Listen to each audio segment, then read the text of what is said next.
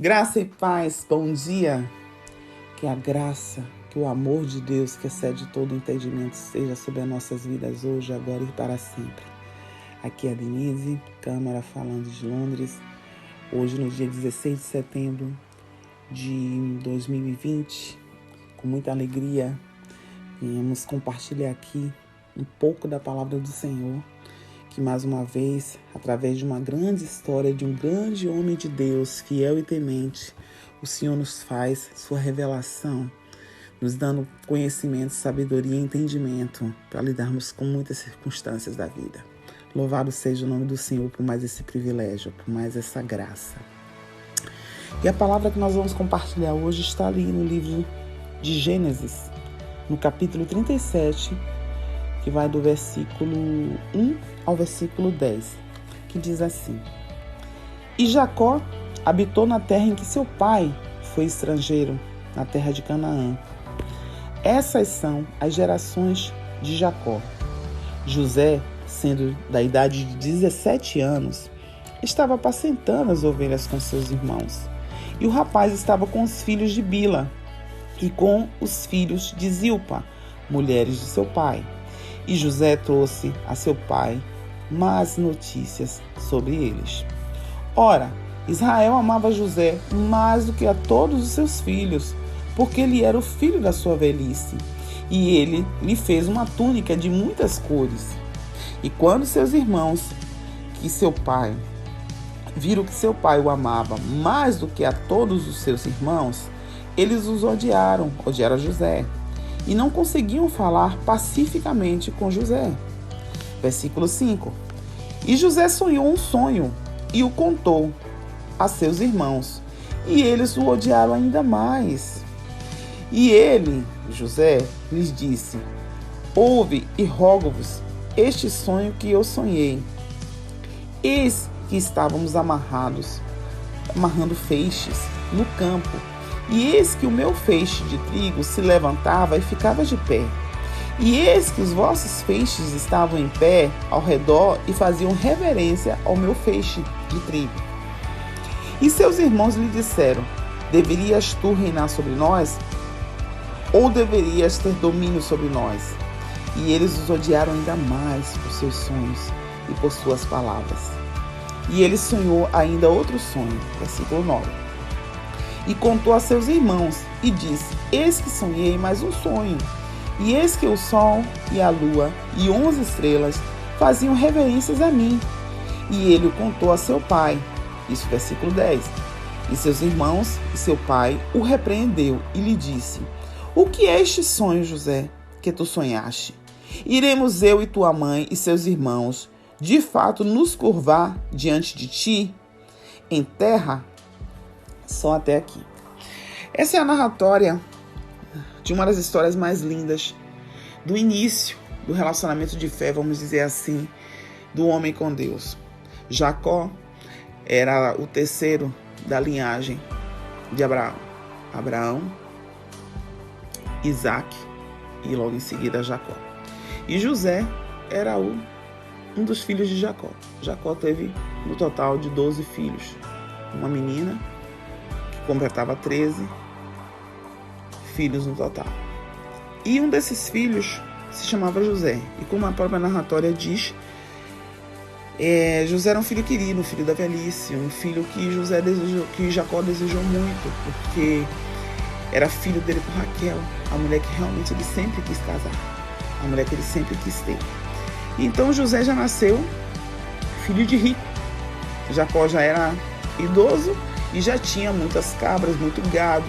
Enfim, já vivia uma vida realmente, uma bonança, uma coisa boa ali em Canaã. E já tinha mais tempo de estar em casa, instruindo a José e a Benjamim, seu irmão, os feitos do nosso Deus. Os ensinamentos do Deus de Israel, do Deus de Abraão, do Deus de Isaac e agora Deus de Jacó.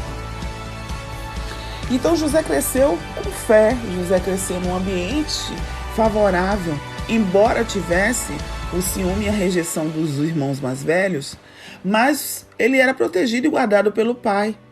E se você for ver a narrativa desses versículos que acabamos de ver, ele era até um pouco inocente, porque ao mesmo tempo que ele vinha contar ao pai as coisas que os irmãos faziam de errado, achando que estava certo fazer, ou porque o pai instruía ele a fazer aquilo, ele também contava aos irmãos as coisas, como todo irmãozinho conta para os seus irmãos mais velhos: olha, eu tive um sonho, e aconteceu isso, e no sonho, enfim, compartilhava, conversava.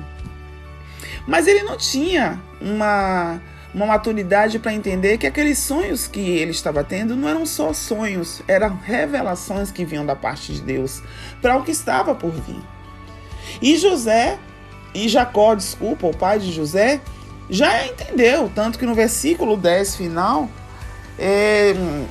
Jacó ficou pensando sobre o que José tinha acabado de dizer, porque ele entendeu que aquilo ali não era só um sonho, era uma revelação de algo que estava por vir. Mas ninguém naquele tempo, como muitas vezes Deus se revela para nós entendemos exatamente o que quer dizer aquilo, mas estava guardado, ninguém esqueceu, porque lá na frente, quando José passa por toda a sua trajetória até o cumprimento deste sonho, você vai ver que muitas vezes Deus nos dá revelações e sonhos que não vão se cumprir naquele momento. Existe um tempo determinado para todas as coisas. Existe um tempo determinado do qual Deus vai realizar. Mas por algum motivo o Senhor trouxe aquele sonho naquele tempo. Talvez já para preparar o próprio José, ou o próprio Jacó, que já tinha entendimento com Deus, de saber o que iria acontecer, que as coisas chegariam ao ponto dos meus filhos terem que se curvar ao filho caçula. O que estava por vir? E José, como um filho adorado de Jacó, como eu disse, ele foi ensinado a conhecer e a falar com Deus. E era um rapaz de intimidade, relacionamento com Deus. Ele orava. José passou por uma trajetória muito complicada. E uma trajetória de uma vida inteira. Porque desses 17 anos, até ele se tornar governador do Egito, muitos anos se passou. Até porque quando ele se tornou governador, alguns historiadores dizem que ele já estava com 40 anos. Então, dos 17 até os 40 anos... ele passou por ele foi jogado no poço pelos irmãos dele. Você sabe o que é ser jogado no poço? É você ser jogado para morrer. Um poço no meio de uma região daquela era um lugar já desértico, talvez meio lameado por conta de ter sido lugar de água antes, talvez com alguns insetos e bichinhos, escuro, úmido. No outro dia eles tiveram, por interferência de Rubem, irmão mais velho, ou de Judá, não estou bem lembrado, de ir lá buscar José, que eles tinham jogado no poço, o irmão caçula. Olha que maldade. Por pura inveja, porque queria se livrar dele. E cogitaram outras coisas, vamos vender. E aí a gente não vai ser culpado do sangue dele. E teve a maldade de chegar para o pai Jacó, um velho que amava tanto aquele filho, para dizer para ele que o filho tão amado foi comido por bestas feras.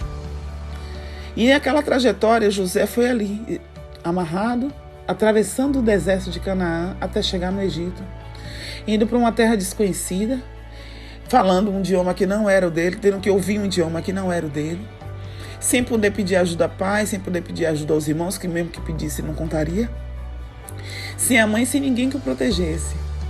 Mas ele tinha uma fé, a fé de que aquele que estava acima do pai, dos irmãos, iria fazer algo, e existia um propósito para estar permitindo ele passar por aquilo. A trajetória de vitória de José, para ele chegar no que ele chegou, não foi um sonho de José, não foi um projeto. José não acordou sonhando: eu quero ser governador de alguma nação, eu quero que todos os meus irmãos e os meus pais se curvem diante de mim. Ele não quis esse sonho, essa vontade não era de José. Esse era um sonho, um projeto de Deus.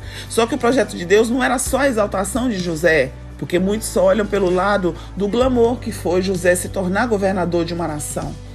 Mas foi para a salvação da nação israelita, porque a fome iria vir, a seca iria vir, a escassez viria, e para preparar a conservação, a manutenção do povo dele, Deus preparou José para ir na frente, para poder dar para a família dele, para o povo dele, aquilo que Deus prometeu a Abraão, que iria levá-los para uma terra que emana leite e mel.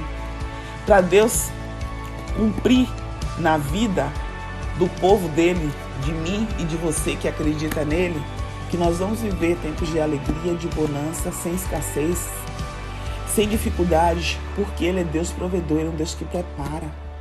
E o Senhor foi lá. E a trajetória de José, você não vai ver em nenhum momento José murmurando, chateado e muito menos se revoltando. Ele poderia, porque afinal de contas, qual a esperança que ele tinha naquela situação? No meio de povos que falavam que ele não estava entendendo, vivendo a situação de escravo naquela trajetória, porque escravo é alguém que não tem vontade própria. A sua mente, o seu corpo, as suas vontades estão submetidas ao seu senhor, o seu senhor terreno, no caso da escravidão. A única coisa que José tinha livre era a mente, e a mente dele estava sempre voltada para Deus. E o relacionamento de José com Deus é que trouxe José a postura e o comportamento que ele precisou para sobreviver no meio daquela terra estranha como escravo. Não foi só ele ser um rapaz bonzinho e bem criado, não.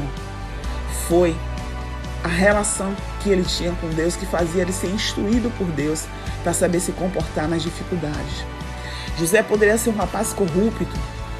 Quando ele foi comprado por Potifar, o chefe da guarda do faraó, e foi morar naquela casa, onde ele virou o mordomo, o governador da casa, vamos dizer assim, que gerenciava aquela casa, ele poderia pensar assim: já que a esposa de Potifar está interessada em mim, eu vou tirar vantagem disso e permanecer aqui, porque ela gostando de mim, ela vai me manter.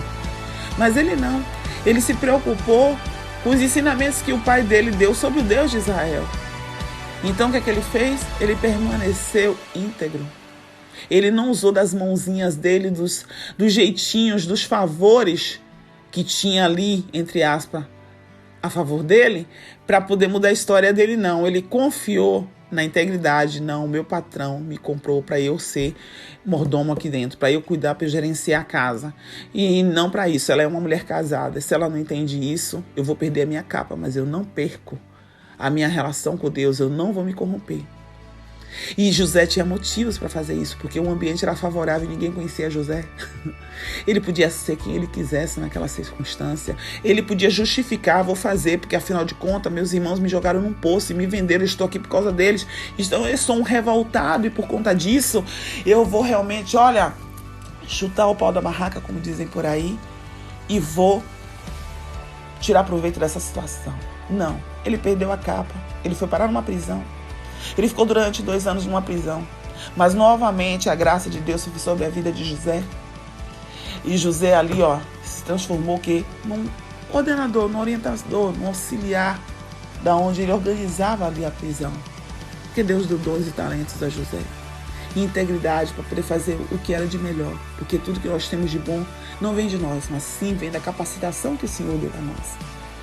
E aí, para encurtar um pouco, nós seguimos ali. José interpretou sonhos ali naquela cadeia. Pessoas foram executadas com a revelação do sonho, porque Deus já mostrava que trabalhava com José com isso. Te dou sonhos e te dou revelações a respeito. Depois, um dos presidiários foi liberto, foi parar no palácio de Faraó novamente, esqueceu do que José tinha feito por ele. José não se aborreceu, não se irritou, não ficou tentando falar com ele, simplesmente seguiu a vida confiante com o Senhor. Até o dia que teve a chance de poder interpretar um sonho de Faraó, porque o colega dele que tinha sido presidiário agora se lembrou que José interpretava sonho, e como o Faraó estava inquieto com os sonhos, mandou chamar José. E aí começa a trajetória de sucesso de José. Só que para chegar na trajetória de sucesso, teve que haver, acima de tudo, fé. Teve que haver confiança, independente das circunstâncias.